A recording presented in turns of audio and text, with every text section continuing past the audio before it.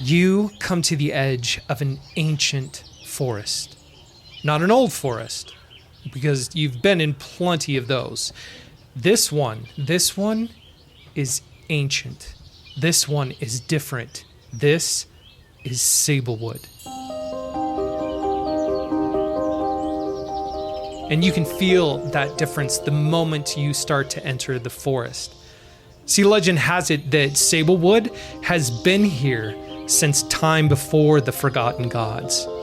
And as you enter the forest and you look around at the trees and you follow their trunks up as each one of them climbs hundreds of feet into the sky, you can feel it.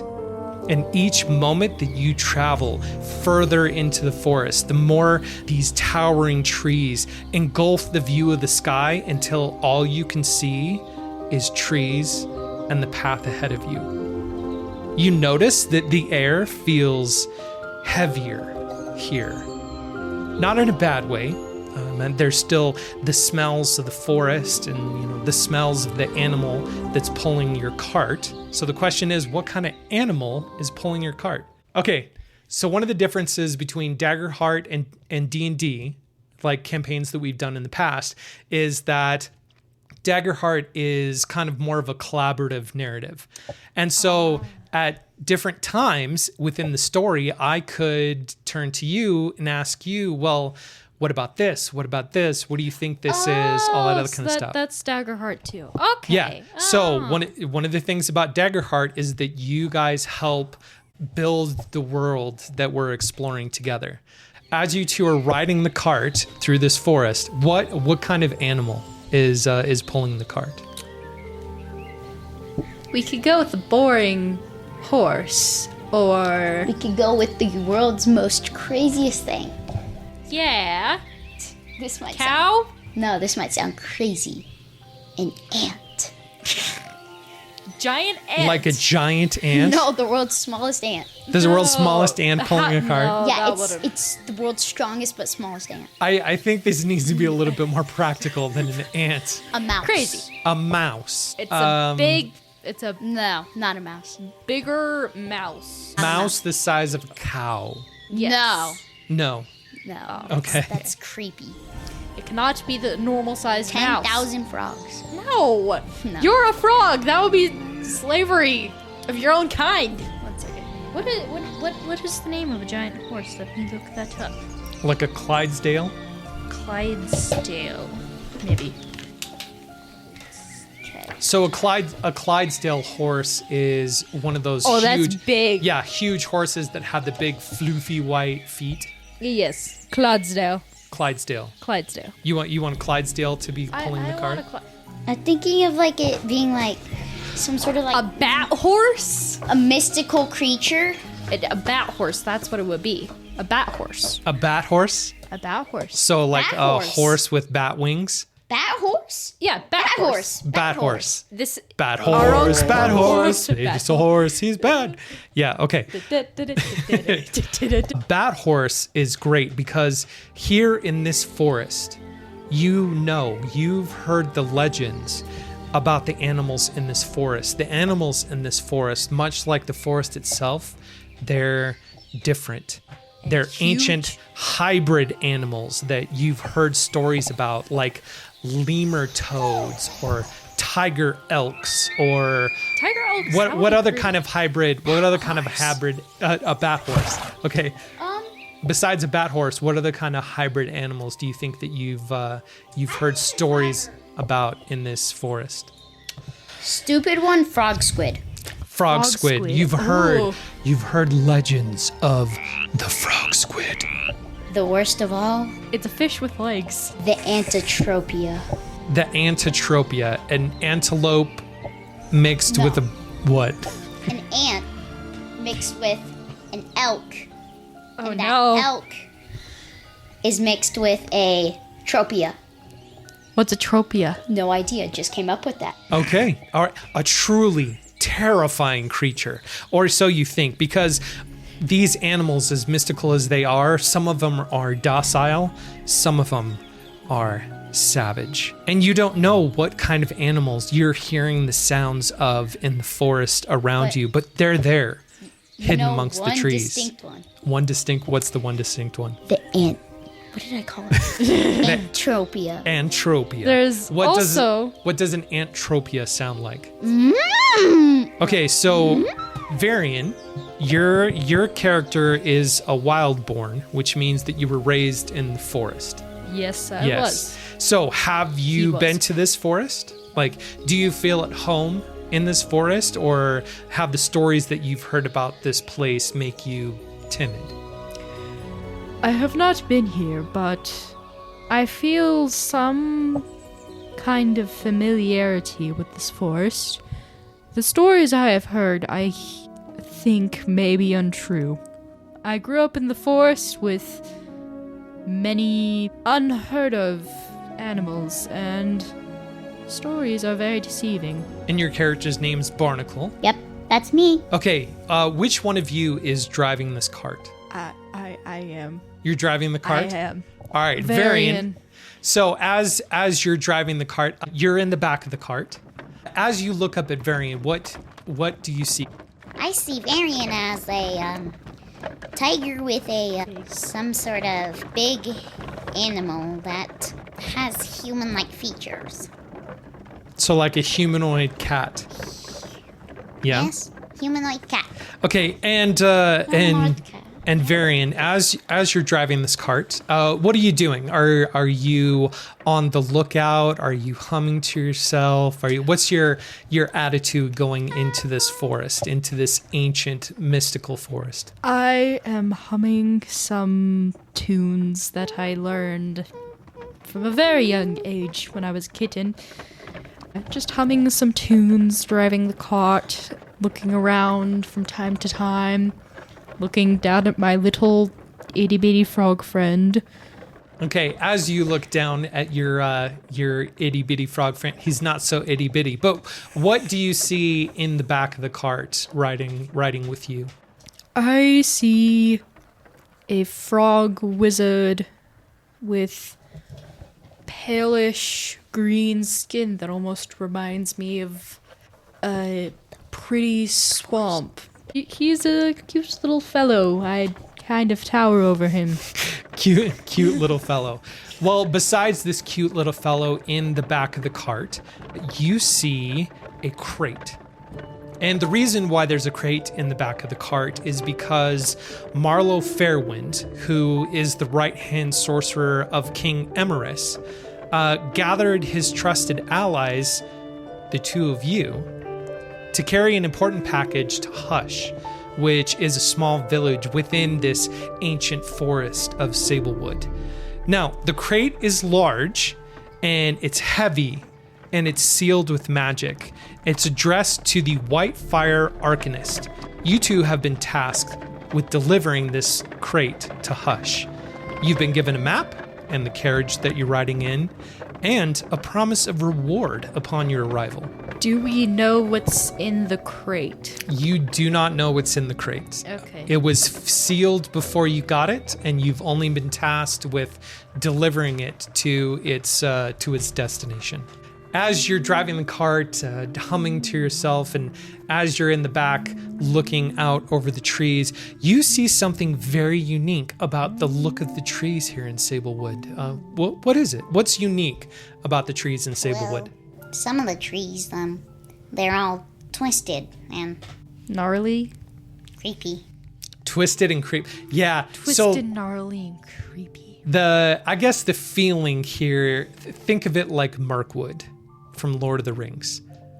Yes. Twisted and creepy, I guess that's the kind of vibe that we're going for here in this forest. As you're traveling further down this path, you've noticed that you can't see the sky anymore.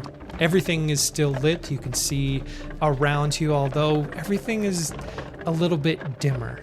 The air is a little bit heavier. There's a feeling of magic and just pure ancientness in this place.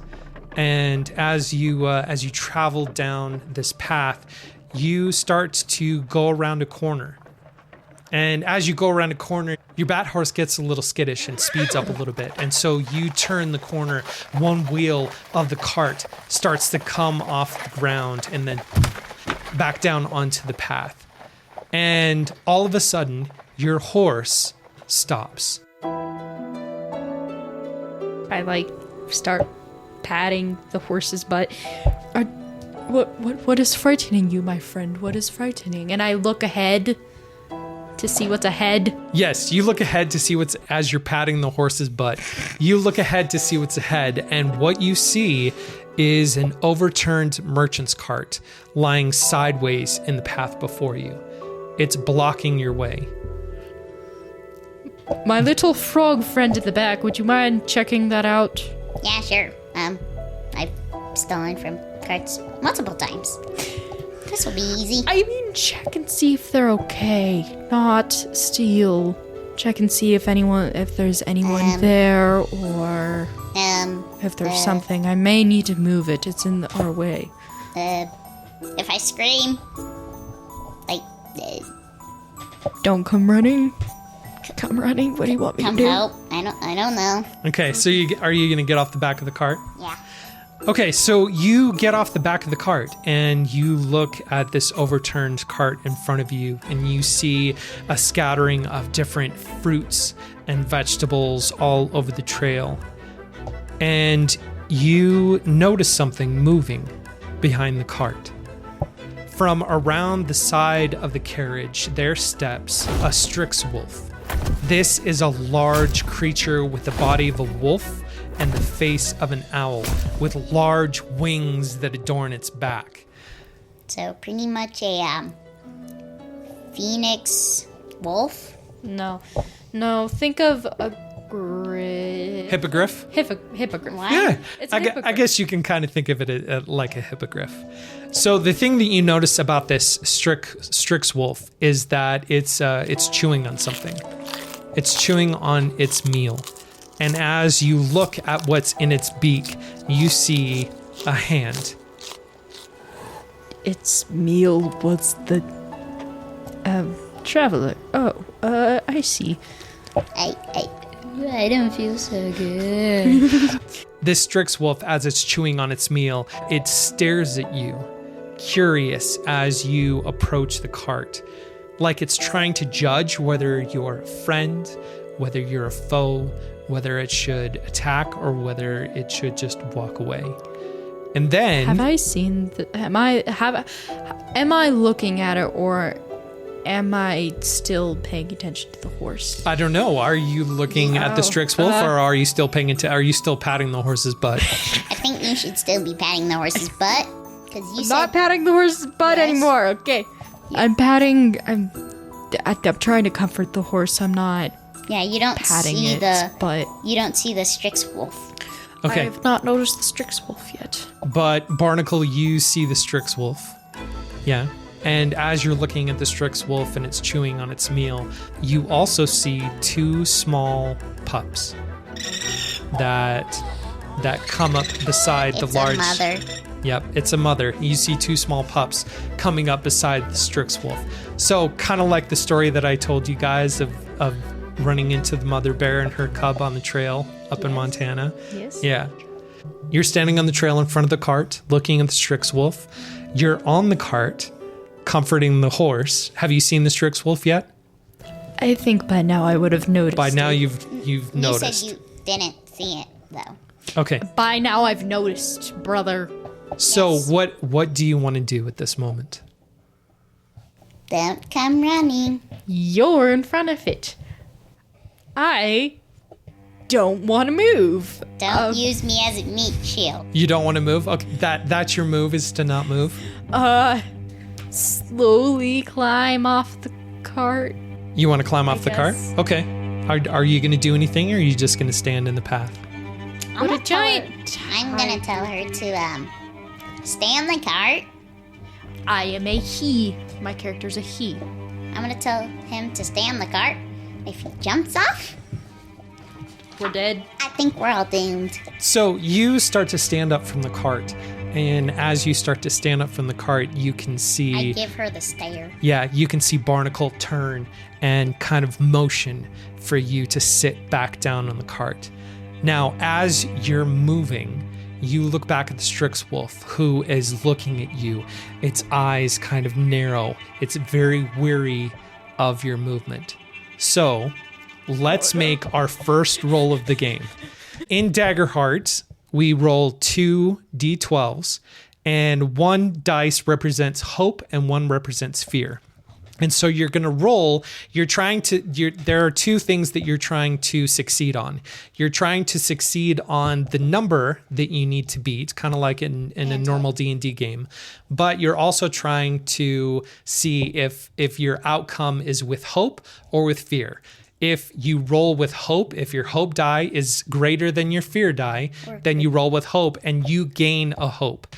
If you roll with fear, then I gain a fear. It's like a currency for me that I can then use during gameplay to interrupt your actions or bring another bad guy into the fray or whatever I want to do as the GM, as the DM.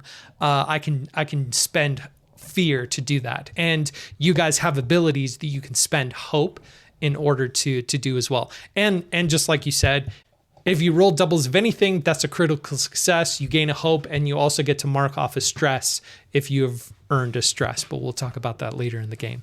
For our first roll, I need you to roll for presence. So look at your character sheet, your presence ability.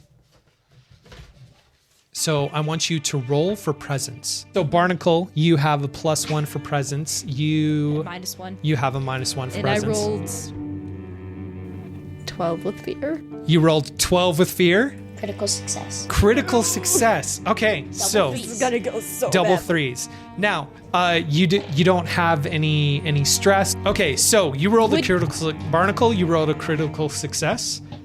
And Varian, you rolled... Critical fail. No, you didn't roll a critical fail. So the number that you needed to beat was 10. So you succeeded in your roll, but you rolled with fear, which means I get to have a fear point. And at the beginning of every round, I get fear tokens equal to the number of players. And so since there's 2 of you, I start off with 2 fear tokens. But since you rolled a fear, I now get a fear token. And whenever you roll with fear, or if you fail the roll, then the action goes to me. Could I try and stop it with using one of my tokens? So in Daggerheart, we don't do initiative like there is in Dungeons and Dragons. Yeah. And so how the flow goes is that you decide what you want to do. But if you fail in that action, then the action comes to me until I fail, or you can spend hope, or you can use abilities to try to counter those. So since you rolled a critical success, what are you going to do? What do you want to have happen? I want to turn around. I'm going to reach out my hand and see if it'll come. So what you want to do is you want to turn back towards the Strix Wolf and put your hand out, kind of like How to Train Your Dragon, to see if it does anything, right? Okay. Well, yeah, since you rolled a critical success, you turn back towards the Strix Wolf and you calmly raise your hand up to see if it will come towards you. And after a moment, it does. The pups stay behind as Strix Wolf mother still chomping on the hand in her mouth, comes up towards you and slowly lowers her head down till it touches your hands. But then, because you rolled with fear, what she's going to do perfectly still is you're trying to sit perfectly still, but you move a little bit. And so the Strix Wolf raises its head and it looks at you. And in that moment, it looks around to the forest and it lets out a like it's calling for another Strix Wolf among the trees. You know that you might not be alone in this. I have a crazy plan. Frog, could you run to the cart and I can turn us around and Nope. get a different path? Otherwise, I'm leaving you behind. So now you're still on the cart. You now have what seems to be a very happy Strixwolf in front of you that is starting to act almost like, almost like a pet. The Strixwolf seems very happy as it noisily crunches the hand. Kind of think it'd be funny if it just, try to pet it again. You can pet the Strixwolf, and as you pet the Strixwolf, it lets out kind of this purry, cooing sound, and you know that it's happy. I kind of want you to come over here. No, because I don't want to die. Please. Fine, I walk over. Can I walk over without getting eaten? So you want to walk to... I'd be the one getting eaten, actually. So you want to walk towards the Strixwolf, or you want to walk towards the cart? I want to walk to the overturned cart and look through it and hope I don't come up to a scene as if I were in a murder movie. So you go up to this cart, and like I said, you see various, pieces of fruits and vegetables and things from the cart. There's pieces of the cart missing where you look like things have been broken. And around the back of the cart, you also see a body of a merchant who doesn't have one arm because it's now in the mouth of the Strixwolf. Give me a knowledge roll. Okay. If you're trying to investigate this cart. That's a 5 with hope and a 12 with fear. So you got a 17 with fear. Oh yeah. So I get another fear token. Oh no, we're cooked. No, it's okay. Since you rolled so high, you look at this body, and as you're looking at this body, one of the things that you notice is that you can tell that this merchant didn't die from the Strixwolf. And the reason why you can tell that this merchant didn't die from the Strixwolf is that you see that this merchant's throat has been cut. Now, as you're looking at the body of this merchant, you hear a crack and a snap coming from the woods around you. Do you want to run to the cart now? No. Has he heard it yet? Has he heard it yet? Okay, why don't both of you give me an instinct roll? It's a 5. 13 and with, a 9. 13 with hope. 15 with hope. Oh, dang. Okay, so a 13 with hope and a 15 with hope? Yep. Okay, so the score to beat was a 14. And so since you didn't beat a 14, you don't notice anything because you're still distracted by the Strixwolf. In a whirlwind of cracking branches and unsheathed blades, a group of 3 thistlefolk jump out of the bush alongside the road. So, having the upper hand, these 3 thistlefolk are going to ambush and rush you. Because of their ambush feature, so it's a trait of theirs, they get to make an attack immediately. This only happens when they enter a scene, so it won't be like this every time. Okay. But right now, they are slashing at you with daggers and are protected by armor made of polished stone. All right, what they're going to do is they're going to try to attack you. Now, I don't roll 2d12s. I'm going to roll a normal d20 and treat it kind of like we do in D&D. Are you ready? Okay, I got a 2. The first thistlefolk is going to run up to try to attack you, but since he rolled so poorly, what's going to happen is that he's going to run up so quickly and so violently that it startles the Strixwolf, and the Strixwolf is going to turn around, knock him over as she goes and grabs her pups and runs off into the forest. The second thistlefolk is going to try to attack you. So when I attack you, I need to beat your evasion score, okay? So I rolled a 9, which doesn't beat it. Hold on. You take VC. Then add the modifier. Ooh, modifier. I get a modifier. Oh no. Dun, dun, dun. Attack is +1. My modifier attack is +1. Since I rolled a 9, that is a 10. A 10 Still doesn't beat it. still doesn't beat your evasion. Okay, so the second Thistlefolk is going to try to attack you, but you evade it. How do you want to evade it? Trying to think of a way a super cool character does it. Matrix it. I want to matrix it. When you say matrix it, you mean like bend yourself backwards so that the sword goes like over the top of your face? Yeah. Okay. Yeah. So you matrix it. The Thistlefolk swipes at you with his dagger, and you bend backwards, and just like Neo in the Matrix, like goes right over your face. And so the third Thistlefolk is going to try to attack. He rolls a 16, which is higher than your evasion score. Does my armor class count? No, this is your evasion score for an attack. So what's going to happen is I rolled a 16, so I get a +1 on my attack. So that's a 17, which beats your evasion score. So now what I do is that I roll a 1d8 +5. For damage? Yes, for damage.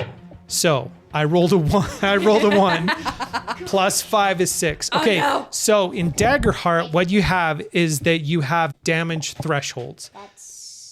Look on your sheet and find the damage thresholds. 6 is minor damage. Okay, since I rolled within minor damage, you get 1 HP loss. 1 HP loss. I want you to make an instinct roll for me, please. Okay.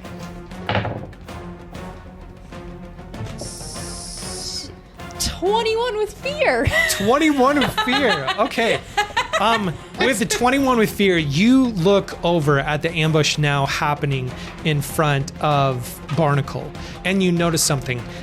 Off into the trees behind the Thistlefolk, you see one other Thistlefolk. He is larger, he's wearing a hood, he's trying to be sneaky, and you follow his eye line, and you can see that he's looking at your cart as he makes his way to the cart, while the other 3 Thistlefolk are attacking Barnacle. I charge at him and cast Vicious Entanglement. So... Make a spellcast roll against a target within far range. So one of the things about Daggerheart is they do distances a little bit differently. Yeah. So you have your melee range, which is close enough to melee. Yeah. Melee is within 5 feet. Very close is about 15 feet. Close is 30 feet, and far is about 60 feet. I'm behind the overturned cart. Would he be far? I don't know. How big is the path? How wide is the path? Well, how close were you guys to the overturned cart when he got out and started to... Pretty close. Pretty close? No, well, we had turned the corner. We were like... And it was up ahead, but like we didn't get farther than that. We were like 30 feet away. So 30, yeah, we can say 30 feet. So 30 feet, so you're about 30 feet from the cart, and this Thistlefolk thief is making a beeline towards the cart. So he would be like 60 feet away from me, basically. Let's say he's about 30 feet, because 60 feet, he would be well within the trees, because you guys are on a path. Yes, yeah. You're on a path within a forest. And so let's say that he is within 30 feet. So what does it say for Vicious Entanglement? Make a spellcast roll against a target within far range. On a success, roots and vines reach out from the ground, dealing 1d8 +1 physical damage, plus another because of my Wayfinder, and temporarily restraining the target. Okay, Additionally, on a success, you can spend a hope to temporarily restrain another adversary within very close range of your target. Okay, so what you're going to do is you're going to roll to try to beat my difficulty to be able to cast this spell. Do a spellcast roll for me. It's 20 That's a 21 with hope. 21 with hope. Okay, so... One second. I need a 1d. What's 9 plus 10, kid? 21. Plus? All right, so you got a 21, which beats my difficulty of 14. So tell me what happens. How does this spell work for you? As I turn to see the Thistlefolk thief going to our cart, I reach my hand out and it starts to glow as vines start to sprout out from the ground and entangle him, wrapping around him, getting, tearing some of his clothes, scratching him, and it tangles him, and he is stuck. And 1d8 plus 2. Okay, that's an 8. He takes 8 points of damage. Okay, so my threshold is 7 and 14. Since you rolled 8, that's higher than 7. So that would be major damage to me, which means he takes 2 hit points of damage. So you can see that as these vines come up and pull at him and restrain him, that it tears at him in it and it hurts him pretty bad. You can see that even right out of the gate, he doesn't look very good. He looks pretty hurt from these vines. And he is also now he's restrained. I can also spend a hope to temporarily restrain another adversary within very close range of your target. Okay, you have 3 others to choose from. What do you want? Which one do you want to try to restrain? Number 3. Okay, We're good. Our Thistlefolk thief and Thistlefolk number 3 is restrained. So I can go again. actually, what I can do.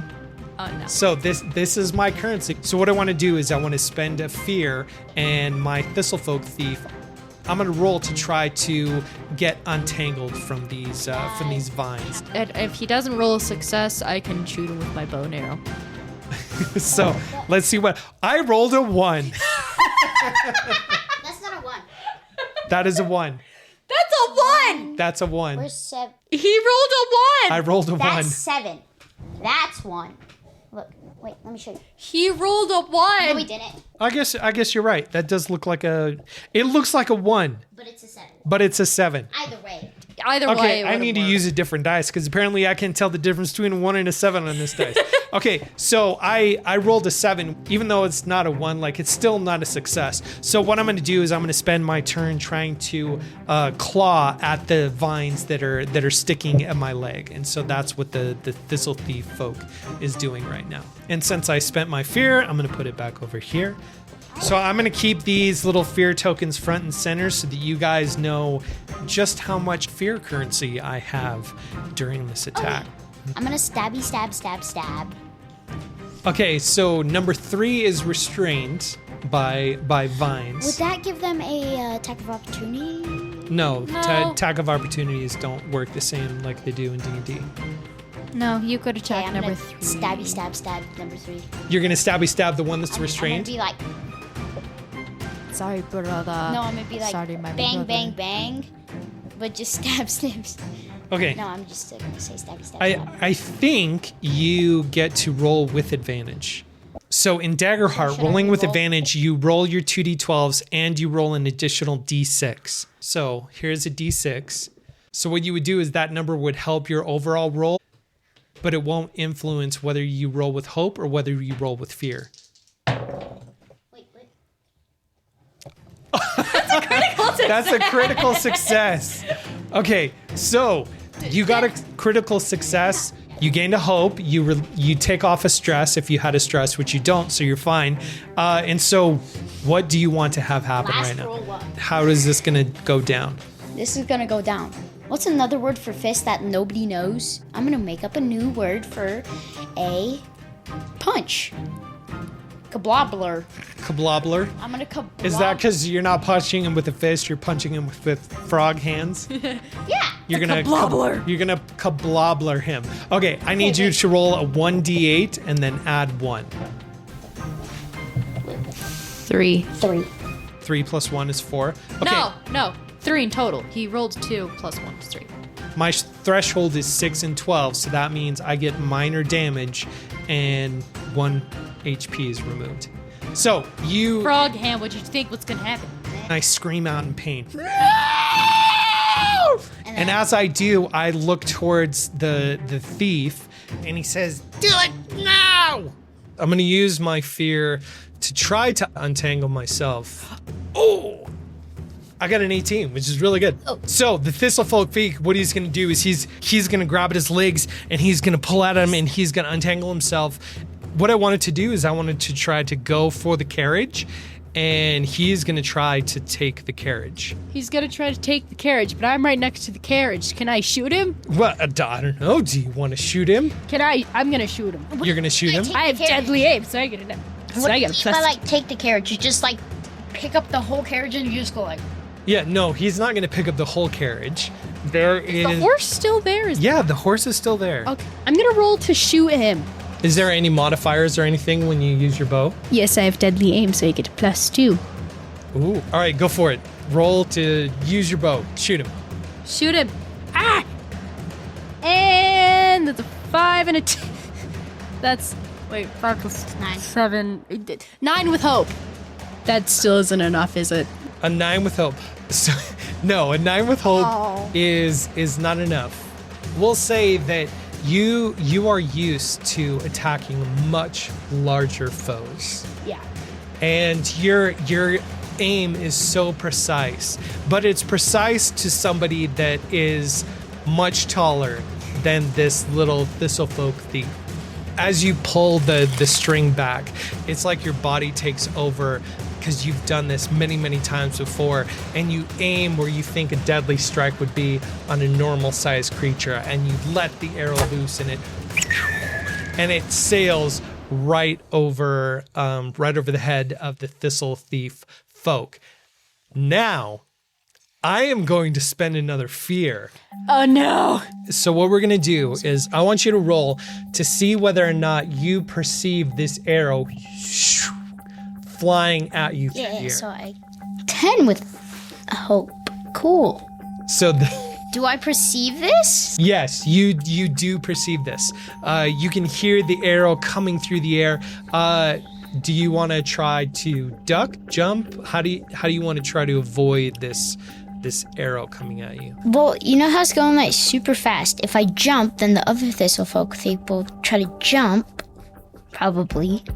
But they probably don't hear it. So if I duck fast enough, then the arrow is fast and they won't know. So I think I'll just duck. Do you have any advantages on agility or anything like that? As part of being +1. +1. Agility is a +1. So you want to duck? Just to make it a little more interesting, I wanted to spend a fear to throw some chaos into the situation. Okay. And make it so it could potentially hit him. Okay. So you perceived it. You want to duck down. Duck. All right. So you talked about spending hope. In Daggerheart, hope is a currency that represents the way that fate can turn in your favor during the game. Anytime you roll with hope on your dice, you gain a hope during an action roll, and you can accumulate them up to a total of 6. You can accumulate up to 6. I can accumulate fear up to 12. But it's supposed to be a currency that you spend pretty often. You're not supposed to hoard it. But during the game, you can spend hope to help an ally, apply a life experience, because each of your characters has an experience to challenges, and it empowers spells and abilities. How are you gonna like lay flat on all fours? Are you gonna like burp all the air out of your body and like become like a... Oh yeah, no, wait. If I do burp out the air out of my body, wouldn't that burp probably like stink? Maybe. And then it just It's the fart from your mouth. Well, because it's like frogs, to make themselves bigger, they suck in all the air. And then wouldn't it like... I think I'll just burp out all the air. You want to burp? Okay, you let out a burp, you let the air out of your body, and as you do, like, gravity takes hold of the weight left in your body, and you kind of like squish down onto the ground in a frog-shaped pile. So if it misses you, the one in front of you that just attacked, I'm gonna roll to see if he can avoid it or not. Seeing you ducking down, he instinctively, because he's kind of a frog, they're like frog lizard people. They're like a mix of a frog. Yeah, they're like a frog mixed in a lizard. So seeing you duck down, he instinctively follows suit and... So then what does it hit? The tree. Yeah, it goes off into the forest and boom, hits a tree. So it's my turn, right? So again, in Daggerheart, like, it's not turns, it's whoever wants to take control of the narrative to try to take an action, and I take control when you fail a roll or you roll with fear. Could I like run towards the whatever Thistlefolk thief and just like stab him? First, you need to roll to see if you can agility, to see if you can make it over to him without tripping on something. With hope. 25 with hope. Okay, 20. You aptly, quickly, adeptly, frogly, jump over. You gonna jump or you gonna run? Which one would be faster? I don't know. Which one would be cooler? Jumping. You're gonna jump? No, jump and then Go ahead and make an attack roll against the thief. That's a 9 with fear. Since you did it with fear, it's my turn to go now. No, wait. So what I'm going to have him do... You get a fear token? Wait. Yes, I do get a Evelyn, fear please, token. Please spend one of your hope, please. This this'll thief folk, what he's going to do is he ducked to get out of the way the arrow that you shot at him. And what he's going to do is kind of like a sprinter at the starting line of a race. He's going to crouch down and he's going to spring forward out of the way of Barnacle, who just landed where he used to be. And I'm going to have him jump up on the carriage and try to grab the reins and take the carriage. It was a 13. Let's say that I jump on top of the carriage. So I'm on top of the carriage now, but I reach down to try to grab the reins to the bat horse? Yes. Horse bat. It's bat horse. Bat horse. He's a horse. He's a bat. Okay, to the bat horse. But I don't grab him. So I'm fumbling around trying to grab the reins to this bat horse. But I am on top of the carriage right now. Could I shoot him? No. Actually, no, I'm not gonna shoot him. Can I jump on the carriage too? You want to jump on the carriage? Yeah, I'm gonna jump on it. An 8 with hope. An 8 with hope. Well, an 8 with hope. Let's say that you spring up. You know, as a Qatari, you're very springy. You're very nimble. You jump up to try to jump on the back of the carriage. And you miss the spot where you thought you would land on the carriage. But you don't lose your balance, and you just land at the back of the carriage with your hands on the back of the carriage. I want to try to stab the Thistlefolk thief. Make a roll to see how successfully you jump up towards the carriage and the Thistlefolk thief on top of the carriage. That's an 11 with hope. 11 with hope. So an 11 with hope, kind of like Varian, you misjudge a little bit how far this carriage is. And you jump towards the carriage and you land right in between the carriage and the bat horse. I actually want to spend a fear to engage one of my ambushers back here. So ambusher 3, the one that you were hurt before, he is going to rush forward and he's going to try to attack you, Barnacle, since you are not up on the carriage and you're line of sight to him. Right, so I rolled a 4, which is not very good. And let's say that this Thistlefolk ambusher, not realizing how bad he was hurt from you attacking him before, tries to run forward, but as he does, the pain from his wound catches up to him, and he stumbles right in front of the bat horse. Can I be chaotic with my hope? How do you want to be chaotic with your hope? Can I use a hope to make the horse attack the Thistlefolk? Because I'm assuming the Thistlefolk is probably. Yeah. So you want to turn the horse into an ally, basically, and try to get it to. I thought maybe it'd already be scared from how many people are jumping over it. That's a good observation. Like whether or not this horse would be scared. Is it a battle horse that it's seen some stuff? It's seen some stuff in its day, and it's hardened against the chaos of the world. And so maybe this horse doesn't really care that people are fighting around it, or maybe it's a little scaredy batty horse. Let's see. Let's roll and let's see. Okay, so he is a little scaredy batty horse.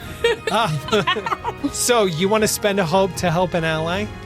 Yes. Okay, so this horse, let's engage the horse as a PC. What he's going to do is he's going to try to trample the little Thistlefolk that just landed in front of him. And probably kill him, but Okay, it's in that one. Gosh. So what he does, since he is a little scaredy horse, he gets spooked and he's going to start bolting down the trail. Barnacle, you need to roll to see whether or not you can evade this horse or jump up on the carriage as it's going by. Oh, 15 with hope. How do you want to do it? Do you want to try to jump up on the horse? Do you want to jump up on the carriage? Do you want to grab the side of the carriage? How are you going to avoid getting run over by this mayhem that's about to Grab the side of the carriage. This horse bolts down the path, lumbering towards the other thistle folk that are in the way. I'm going to roll to see whether or not they can get out of the way. So both of them are going to jump up and grab the side of the carriage as this carriage. What about the third one? Is he dead? I don't know. Let's see. No! He's not! No, he's not dead, but he was wounded and stumbled before. He jumps out to the side and out of the way. So this bat horse, having been spooked by all of the commotion behind him, bolts and barrels down the path deeper into this forest. And as the Thistlefolk thief scrambles for the reins to try to control the horse, all of you are holding on to the side and the back of the carriage for dear life as it runs deeper into this enchanted forest. Thank you so much for listening to this, our first episode of our new actual play podcast series, Fumblelore. We hope you enjoyed it, and if you did, be sure to subscribe, and be sure to rate it so that we can help get the word out on this, our new actual play podcast. Like you heard in this episode, we are running Daggerheart for our campaign series. If you've never heard of Daggerheart, but you're familiar with D&D, it's much like D&D with some notable exceptions. So this campaign frame is called Sablewood Messengers. It was actually a tutorial campaign put together by Darrington Press and Critical Role to teach people how to play Daggerheart. And once we're all familiar with the structure of Daggerheart, we're going to jump into our own homebrew world and roll some dice for new adventures. We hope that you'll keep listening and join us next time for some more Fumblelore.